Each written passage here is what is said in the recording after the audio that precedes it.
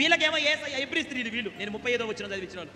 వీళ్ళేమో మరి శ్రేష్టమైన పునరుత్థానం కావాలని, మాకు విడుదలొద్దు, మాకు కష్టాలైన పర్వాలా, మాకు బాధ అయిన పర్వాలా, మాకు ఎన్ని ఇబ్బందులైన పర్వాలా, ఇక్కడ నన్ను ఎవరు పట్టించుకోకపోయినా, ఎవరు పలకరించకపోయినా, ఎవరు ప్రేమించకపోయినా, అయ్యగారు నన్ను మందలించకపోయినా, ఇక్కడ నాకు గౌరవం ఉన్నా లేకపోయినా, పాటకు అవకాశం దొరకపోయినా, నన్ను ఇక్కడ ఎవరు పొగడకపోయినా, అసలు నా భక్తిని ఎవరు నన్ను చేరదీయకపోయినా, అసలు నన్ను సమాజపు లెక్కలలో నన్ను ఉంచకపోయినా, నేను కేవలము దేవుని రాజ్యము కొరకే బ్రతుకుతున్న వ్యక్తిని అన్న సోయితోని ఎవరైతే బతుకుతారో వాళ్ళు మాత్రమే రేపు దేవుని రాజ్యానికి వారసులుగా మార్చబడతారు.